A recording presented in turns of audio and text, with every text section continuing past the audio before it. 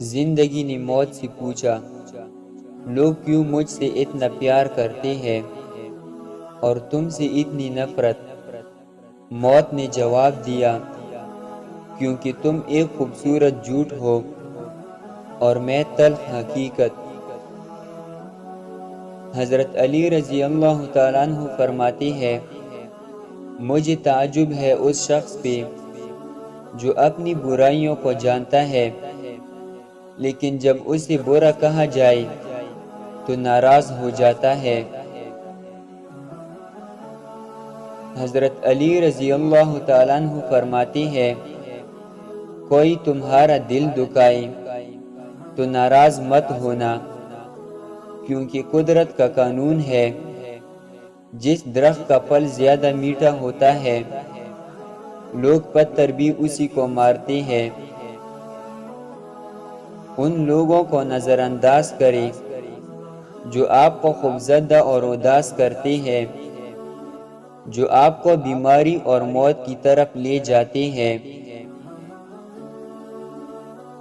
جب انسان اندر سے مر جاتا ہے تو حد سے زیادہ خوش اخلاق ہو جاتا ہے۔ ذلت کے لباس کا کوئی ناپ نہیں ہوتا، یہ ہر جسم پر پورا آ جاتا ہے۔ وہ میرا مہربان رب ہے جو مجھے نئی صبح دے کر پھر مہلت دے دیتا ہے کہ شاید میرا بندہ توبہ کر لے اور میں اسے بخش دوں۔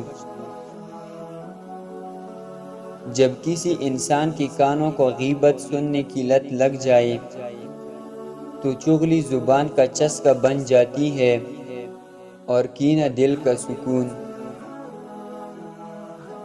ایک ولی اللہ سے ابلیس نے کہا، تجھے اللہ پر بہت یقین ہے، تو اونچے پہاڑ پر چڑھ کر چھلانگ لگا دے، دیکھتے ہیں کہ تیرا اللہ تجھے بچاتا ہے کہ نہیں۔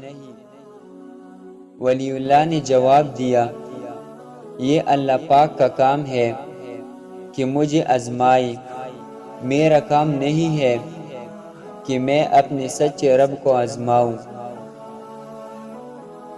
ایک نوجوان لڑکی نے والد سے سوال پوچھا، بابا جسم کے کتنے حصوں کا پردہ ضروری ہے اور کون سا حصہ کھلا چھوڑ دوں؟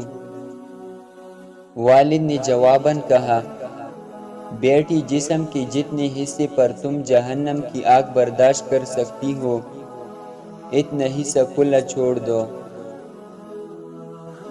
سچ بولنا اور سننا بہت ہی مشکل کام ہے، لیکن جو سکون سچ بولنے میں ملتا ہے وہ سکون کوئی اور چیز نہیں دے سکتی۔ اگر آپ کو اچھی اور میٹھی باتیں کرنے کا فن نہیں ہے تو خاموش رہا کرو، کیونکہ خاموش رہنا بھی اتنا ہی بڑا کام ہے جتنا کہ بولنا۔ جب یہ دو لوگ آپ کی زندگی میں آ جائیں تو سمجھ جاؤ آپ کا وقت اچھا آ گیا ہے۔